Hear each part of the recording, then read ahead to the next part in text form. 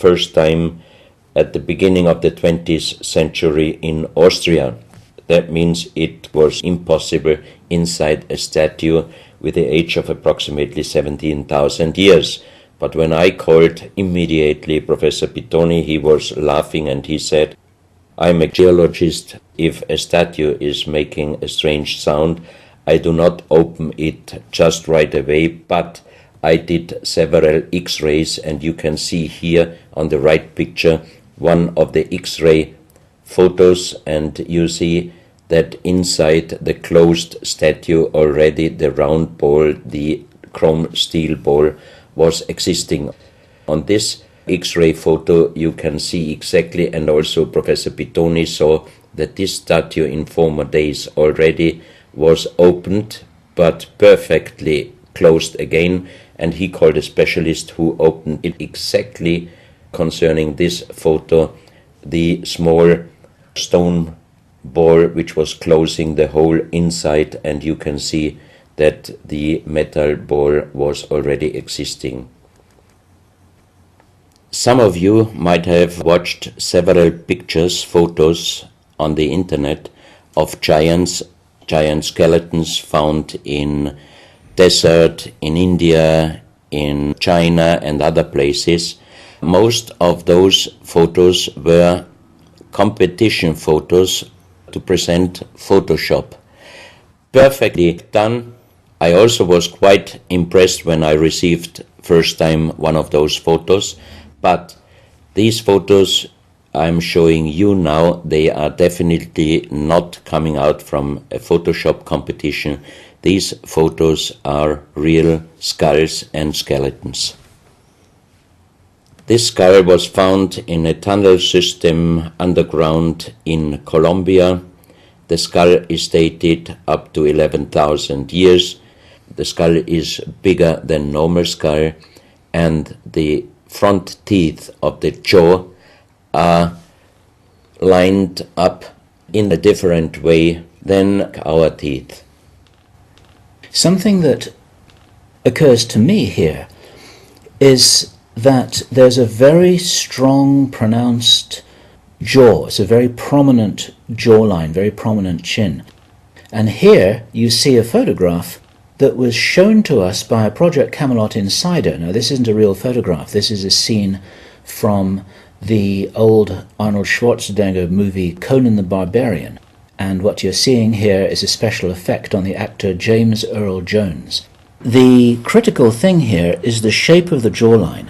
Our witness, who had spent time with the Anunnaki in real time, in the present day, said that one of the things that characterizes them, besides their size, which he says was 8 or 9 feet tall, he said they're very large and they're very strong and they look larger than that, but that's round about their height, which matches exactly the 2.6 meters that Klaus has been talking about.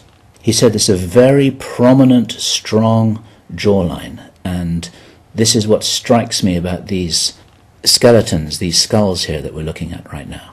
Didn't know. No, you need to know this. Back to Klaus. So once again, here you have a very old photo done in a museum in La Valletta in Malta, and it shows several long skulls, and the explanation is deformed skulls, but they are very long, going to the back. This is one of several very, very strange skulls. They are presented in a small museum in Ica in Peru. Ica is located close to the famous Nazca lines, and the museum is called Museo Maria Reiche, the German lady who was researching her whole life about the Nazca lines. And in this museum you can see the most strange skulls I ever saw, all found in this area close to the Nazca lines. So the question is, what kind of humans were living there, and how did they get those skull forms? And especially this one, definitely several doctors and experts told me it would not be possible to create such a kind of deformation, because through deformation you do not get the double bone material on the skull, and on this skull even you have particles of the skin and hairs, and I think it would not be difficult to do a age dating and especially a DNA analysis of this skull. On this picture I show you some legendary skeleton forms of giants. In the year of 1964, in the south of Ecuador, in the province Loja, there broke down a part of a mountain platform, and Father Carlos Vaca, who was working as a priest in hospitals, he was called to this place and he found the broken bones of a giant. Good. Well, Klaus, I asked you if you would take us on a journey, and for the last nearly an hour, I think it is, you've taken us on a fascinating journey not only around the world, but through time, back as long ago as 17,000 years. And it's a real reminder of how little we know about what our history really is. These are important pieces of an important puzzle, and you're doing an enormous amount to raise people's awareness of what it is that we're not shown in many museums, what it is that we don't read in anthropological textbooks, and what it is that many university professors still refuse to recognize. And thank you so much for your part in helping to raise our own understanding of our history on planet Earth. Klaus, thank you.